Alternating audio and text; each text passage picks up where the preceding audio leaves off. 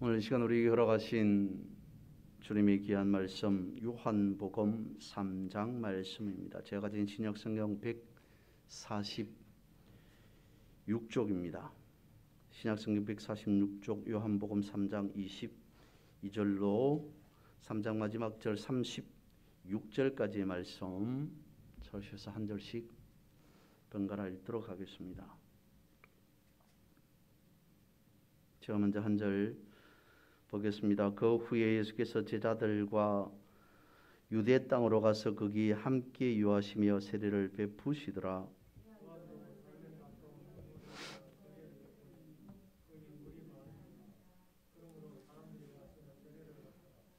요한이 아직 옥에 갇히지 아니하였더라.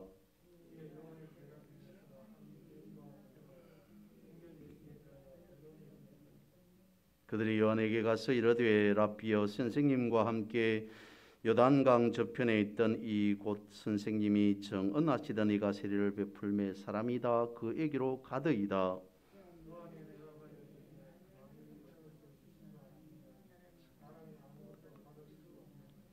내가 말한 바 나는 그리스도가 아니요 그의 앞에 보내심을 받은 자라고 한 것을 정언할 자는 너희니라.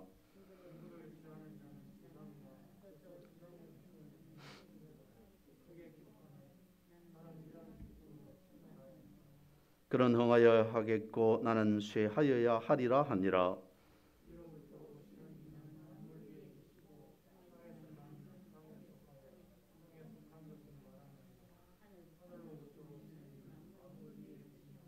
그가 친히 보고 들은 것을 정언하되 그의 정언을 받는 자가 없도다.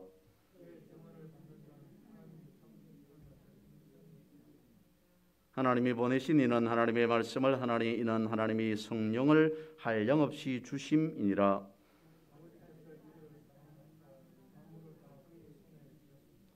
(36절) 같이 봅니다. 아들을 믿는 자에게는 영생이 있고 아들에게 순종하지 아니하는 자는 영생을 보지 못하고 도리어 하나님의 진노가 그 위에 머물러 있느니라.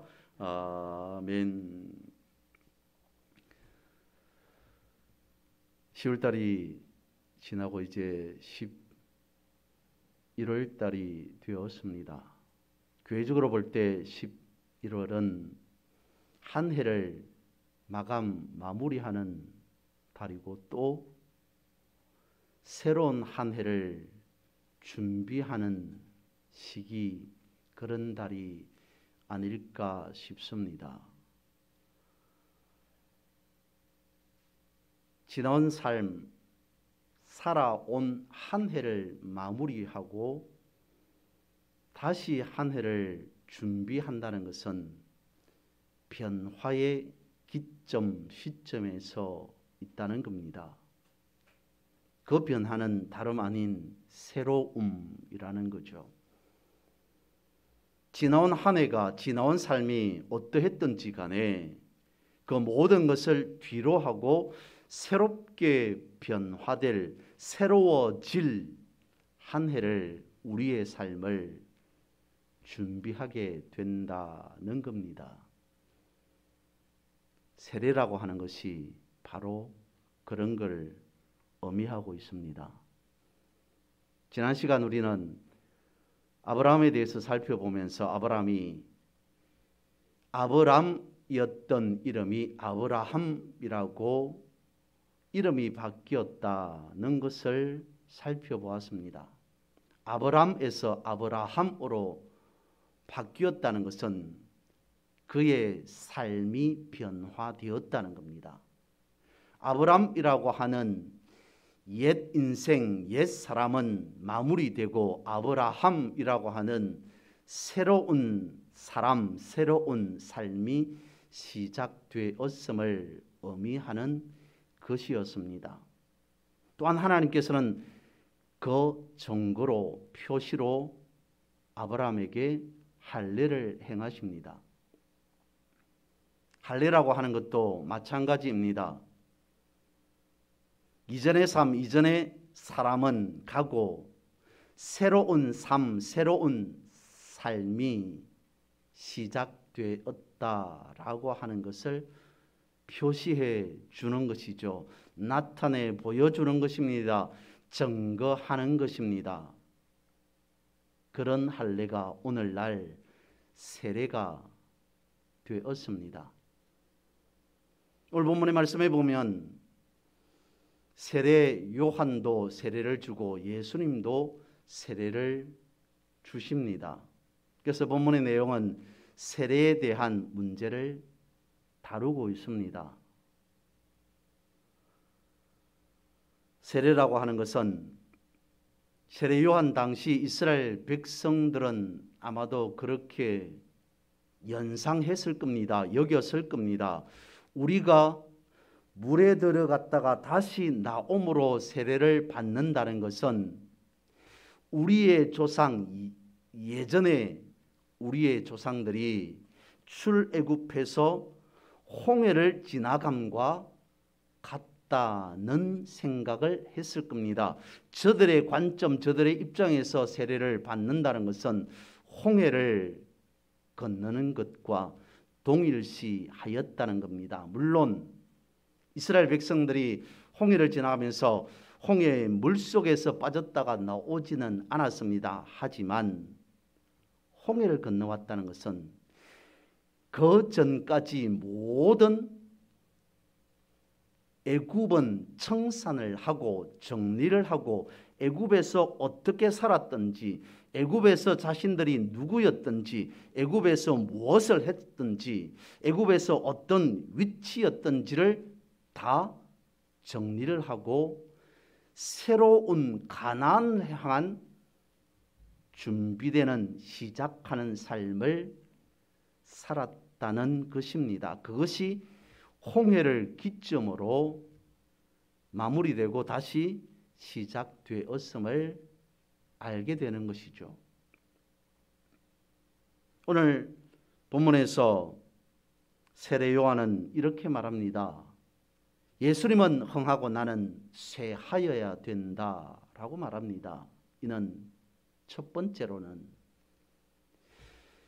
나는 2인자이고 예수님은 1인자이시다라고 하는 그것을 말해주는 겁니다.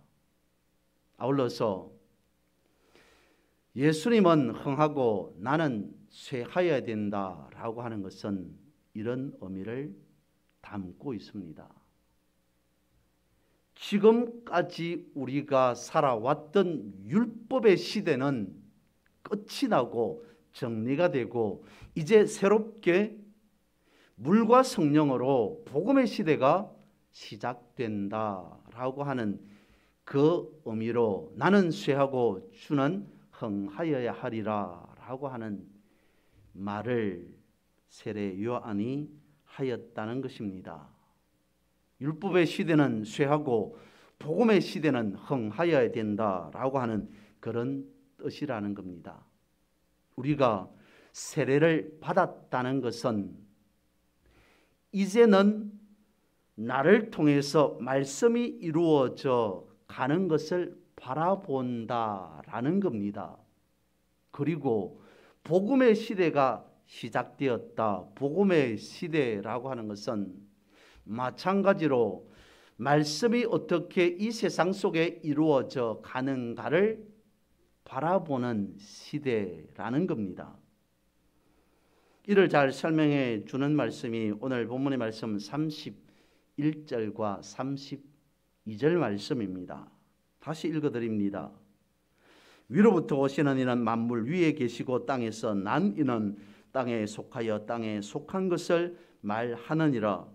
하늘로부터 오시는 이는 만물 위에 계시나니 그가 친히 보고 들은 것을 정언하되 그의 정언을 받는 자가 없도다. 여기에서 땅에 대해서 말하고 있습니다. 땅이라고 하는 것은 앞서 말씀을 드렸던 율법 내지는 율법 시대에 해당합니다. 그러면서 무엇이라고 말씀을 하시냐면 하늘로부터 오시는 이라고 언급하고 있습니다.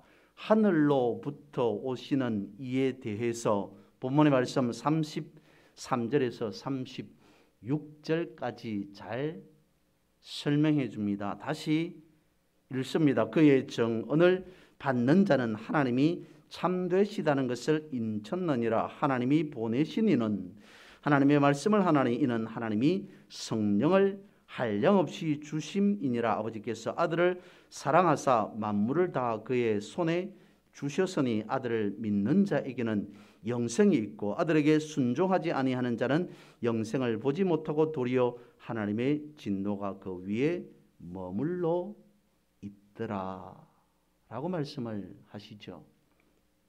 그러니까 하늘로부터 오신 예수 그리스도에 대해서 말씀하시면서 다시 성령을 언급하고 있습니다.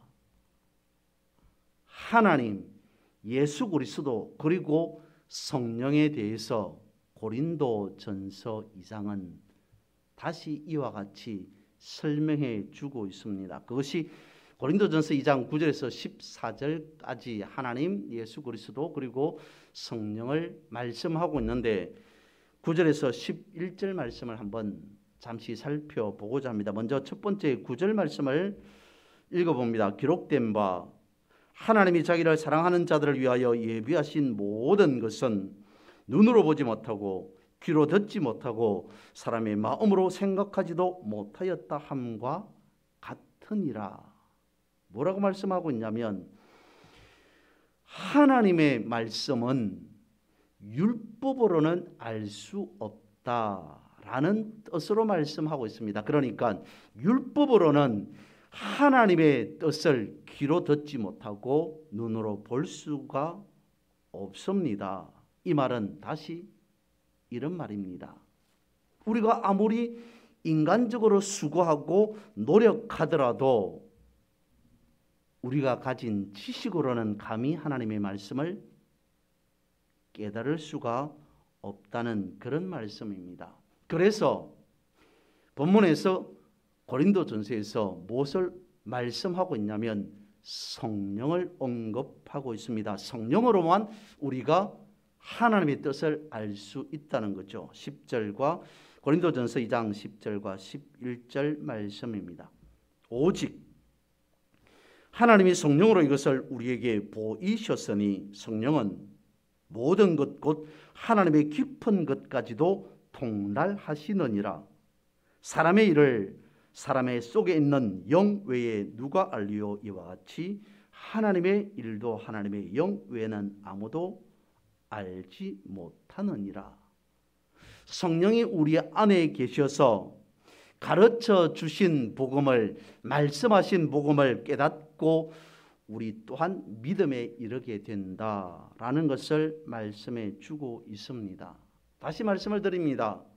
인간의 지식으로는, 인간의 수고로는, 인간의 노력으로는 하나님과 하나님의 나라에 대해서 깨달을 수가 없다는 겁니다. 그래서 세례 요한은 이와 같이 말하고 있다는 거죠.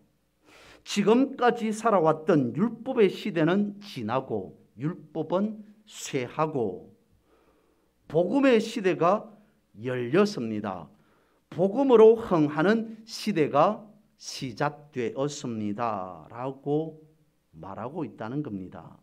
그리고 29절의 세례 요한은 이와 같이 말합니다. 신부를 취하는 자는 신랑이나 서서 신랑의 음성을 듣는 친구가 크게 기뻐하나니 나는 이러한 기쁨이 충만하였노라. 자신이 누구인가를 이와 같이 사람들에게 말하고 있습니다. 또한 고백하고 있습니다. 세례 요한은 지금 자신은 신랑 되신 예수 그리스도의 들러리다 라고 이야기를 하는 겁니다. 이는 무엇이냐면 예수님을 증거하기 위해 자신의 위치가 어디인가를 말하고 있는 것이고 또한 자신의 사명이 무엇인지를 이와 같이 말하고 있다는 것입니다. 그래서 세례 요한이 말이죠. 나는 그리스도가 아니다. 그래서 나는 흥하고가 아닌 나는 쇠하고, 주님이 쇠하고가 아닌 주님은 흥하여야 된다라고 하는 그 고백을 할 수 있었던 겁니다. 오늘 우리는 이것을 다시 한번 생각해 보아야 합니다. 부모가 자식을 위해서 수고를 아끼지 않습니다. 부모가 자식을 위해서 가진 고생을 다 합니다. 그리고 나중에 키웠던 자녀에게, 자식에게 내가 수고한 만큼 다시 돌려줘라 라고 하는 부모가 있겠습니까? 진정한 부모라면 오히려 자녀를 위해서, 자식을 위해서 수고한 것을 기쁨으로 여깁니다. 세례 요한의 말이 그렇다는 겁니다. 내가 아무리 수고했다 할지라도 나는 쇠하여야 하고 주님은 흥하여야 된다. 내 위치가 어디인지, 내 사명이 무엇인지 그것에 대해서 세례 요한은 이와 같이 가르쳐 주고 있습니다. 이제 다시 한 번 더 우리가 살펴보아야 할 부분의 말씀이 31절에서 36절까지의 말씀입니다. 이 부분에서 말씀하고 있는 것은 예수님은 누구신가 라고 하는 것을 정확하게 말씀해 주고 있습니다. 한마디로 말하면 하늘로부터 오신 분, 위로부터 오신 분이라고 말씀하고 있습니다. 그러니까 예수 그리스도는 땅에 속한 자가 아니라는 거죠. 땅으로부터가 아니라는 겁니다. 세상 사람에게 속한 분이 아니라는 걸 말해주고 있습니다. 그렇다면 여러분, 예수 그리스도를 믿는다는 것은 무엇을 말해주는 거겠습니까?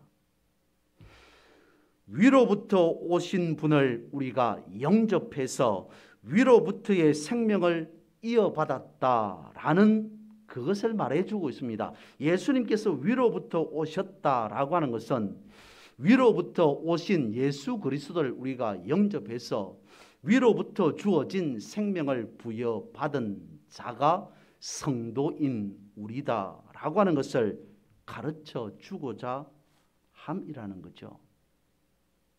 요한복음 3장 6절은 이와 같이 말씀하고 있습니다. 육으로 난 것은 육이요 성령으로 난 것은 영이니 내가 내게 거듭나야 하겠다는 말을 기히 여기지 말라.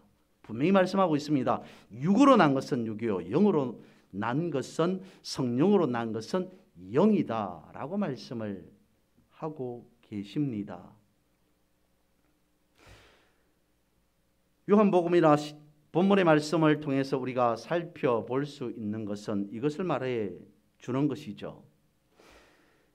예수 그리스도의 근원은 위에 있다. 그러니까 하나님께서 예수 그리스도를 보내셨다라고 말씀함과 동시에 성령으로 증거된 말씀, 그것이 복음이다 라는 것까지 우리에게 가르쳐 주고 있습니다. 33절 말씀을 기준으로 말씀을 본다면 하나님이 보내신 자 예수 그리스도를 믿는 자는 하나님을 참되시다 하며 곧 인치셨다라고 하는 말씀을 하고 있습니다.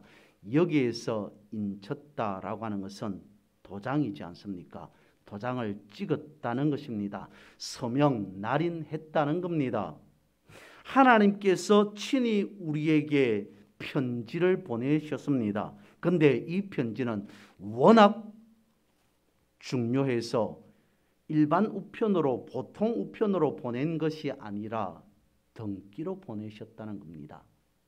친히 하나님의 친아들을 사신으로 해서 특별히 등기 우편으로 우리에게 보내주셨다. 등기는 받아야 할 사람이 받을 수 있습니다.